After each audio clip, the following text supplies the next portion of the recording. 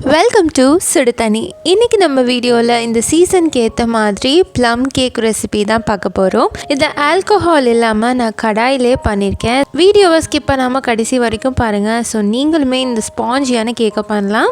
இதோட இன்க்ரீடியன்ஸை நான் டிஸ்கிரிப்ஷன் பாக்ஸில் கொடுக்குறேன். இப்போ வாங்க சேர்ந்து சமைக்கலாம். ஃபர்ஸ்ட் இதுக்கு 1/2 3/4 கப் ஆரஞ்சு ஜூஸ் எடுத்துக்கலாம். நான் 3 ஆரஞ்சு பிழிஞ்சு அதில் ஜூஸை நான் எடுத்திருக்கேன். இதில் நம்ம நட்ஸ் எல்லாம் சேர்த்துக்கலாம். நீங்கள் எந்த நட்ஸ் எந்த ஒரு ட்ரை ஃப்ரூட் வேணாலும் சேர்த்துக்கலாம். நான் இதோட ட்ரைட் கிரான்பெரி, செரி, ரைசின்ஸ், அப்புறம் கேஷ்யூநட், பிஸ்தா, ஆல்மண்ட்ஸ் இது எல்லாமே குட்டி குட்டியாக சாப் பண்ணி சேர்த்துருக்கேன்.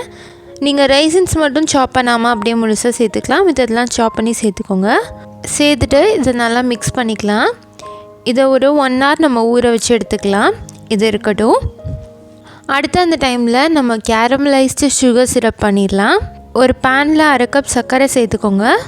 இதை தண்ணி சேர்க்காமல் சிம்மில் வச்சு நல்லா மெல்ட் பண்ணிக்கலாம். நிறைய பேருக்கு கேரமல் எப்படி பண்ணுறதுன்னு தெரியாது. ஸோ இதை நான் ஸ்கிப் பண்ணாமல் டைம் லேப்ஸில் காமிச்சிருக்கேன். கேரமல் பண்ணும்போது நீங்கள் ஒரு இடத்த ரொம்ப நேரம் டிஸ்டர்ப் பண்ணாமல் இல்லை மிக்ஸ் பண்ணாமல் வச்சுருந்திங்கன்னா அந்த இடம் ஃபஸ்ட்டு நல்லா ப்ரௌன் ஆகிட்டு அதுக்கப்புறம் அது டார்க் ப்ரௌன் ஆகி பிளாக் ஆகும். ஸோ அந்த stage dark brown to black ஆகும் போது அதில் ஒரு கசப்பு தன்மை வந்துடும். ஸோ அது மொத்த கேரமலைஸ்டு சுகரையும் கெடுத்துரும். ஸோ நீங்கள் அந்த மாதிரி விடக்கூடாது. ஒரு இடத்த மட்டும் டிஸ்டர்ப் பண்ணாமல் விட்டுறாதீங்க. எல்லாத்தையும் ஈவனாக நீங்கள் மிக்ஸ் பண்ணிட்டே இருக்கணும். இந்த மாதிரி மிக்ஸ் பண்ண அது அப்படியே கேரமலைஸ் ஆகி அப்படியே ஹனி கலரில் வரும். இப்போ ஃபுல் அண்ட் ஃபுல் மெல்ட் ஆனதுக்கப்புறமா இதில் நம்ம 1/2 கப் சுடு தண்ணி சேர்த்துக்கலாம். கொஞ்சம் கொஞ்சமாக சேர்த்து மிக்ஸ் பண்ணிக்கோங்க.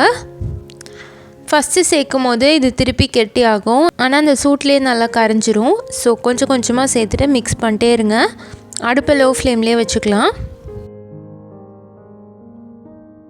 இப்போ பார்த்திங்கன்னா இது ஃபுல்லாகவே நல்லா மெல்ட் ஆகிடுச்சு. இந்த மாதிரி நல்லா கரைச்சி வச்சுக்கோங்க. இது 1/2 கப் வச்சு இதை எடுத்து தனியாக வச்சிடலாம். அடுத்து 1 ஹவருக்கு அப்புறமா நம்ம பேட்டர் ரெடி பண்ணிடலாம். ஒரு பவுலில் 1/4 கப் எண்ணெய், நான் ரீஃபைண்ட் ஆயில் எடுத்திருக்கேன், 1/4 கப் பால், 1 டீஸ்பூன் வெனிலா எக்ஸ்ட்ராக்ட் சேர்த்துக்கலாம். சில பேர் ப்ரௌன் கலரில் வாங்கியிருப்பாங்க, அதுவும் சேர்க்கலாம். சேர்த்துட்டு இதை நல்லா மிக்ஸ் பண்ணிக்கோங்க.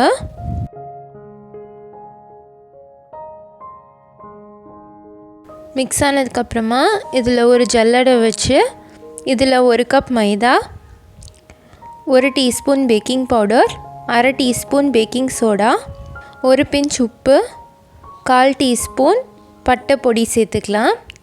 சேர்த்துட்டு இதை நல்லா சலிச்சு எடுத்துக்கோங்க.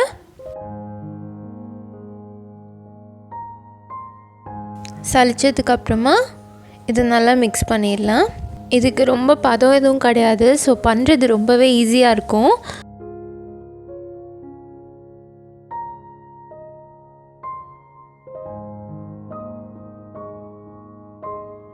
இதை ஒரு தடவை நல்லா மிக்ஸ் பண்ணிட்டு நம்ம ஊற வச்சுருக்க நட்ஸை அப்படியே ஆரஞ்சு ஜூஸோடு சேர்த்துக்கலாம். சேர்த்துட்டு நல்லா மிக்ஸ் பண்ணிக்கோங்க.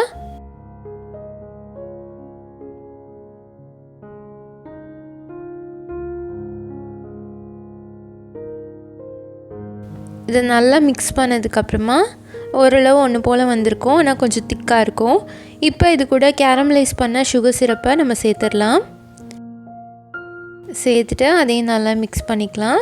நீங்கள் மிக்ஸ் பண்ணதுக்கப்புறமும் கொஞ்சம் திக்காக இருக்க மாதிரி இருந்துச்சுன்னா 1-2 டேபிள் ஸ்பூன் நீங்கள் தண்ணி வேணால் சேர்த்துக்கலாம்.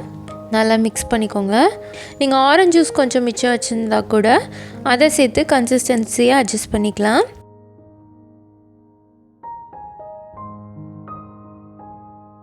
இந்த அளவு மிக்ஸ் பண்ணிக்கோங்க. இப்போ இந்த பேட்டர் ரெடியாக இருக்குது. அடுத்து நம்ம பேக்கிங் பேன் ரெடி பண்ணிடலாம். இந்த மாதிரி ஒரு பேனில் கொஞ்சமாக ஆயில் க்ரீஸ் பண்ணிக்கிறேன். கீழேயும் க்ரீஸ் பண்ணிட்டு சைட்லேயும் நல்லா அப்ளை பண்ணிக்கோங்க. அப்போ தான் ஒட்டாமல் வரும்.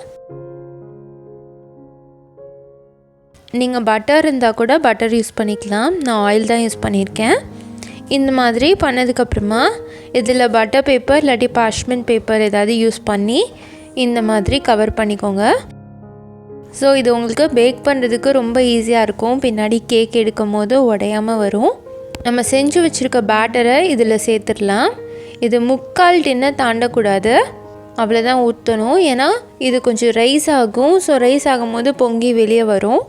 இது மேலேயும் நான் நட்ஸ் போட்டு கார்னிஷ் பண்ணிக்கிறேன்.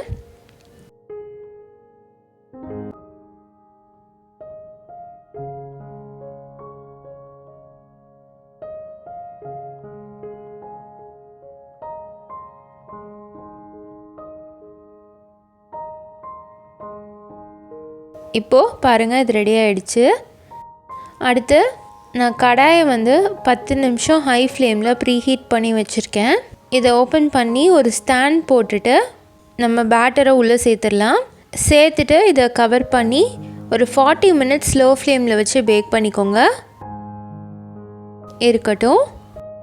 இப்போ பார்த்தீங்கன்னா 40 மினிட்ஸில் இது சூப்பராக ரெடி ஆகிருக்கு. நல்லா ரைஸ் ஆகிருக்கு பாருங்கள். டூத் பிக்கோ இல்லை ஏதாவது ஒரு கம்பி வச்சு குத்தி பார்த்தீங்கன்னா ஒட்டாமல் இருக்கணும். இப்போது அது ரெடியாக இருக்குது. இதை நம்ம எடுத்துடலாம். நம்மளோட ப்ளம் கேக் இப்போ சூப்பராக ரெடி ஆகிருக்கு.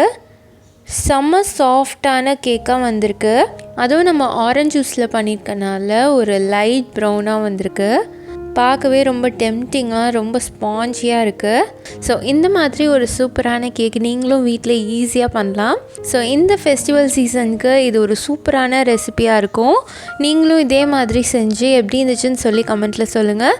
இந்த வீடியோ உங்களுக்கு பிடிச்சிருந்தால் லைக் பண்ணுங்கள். சுடுதண்ணி சேனலை சப்ஸ்கிரைப் பண்ணுங்கள். தேங்க்யூ.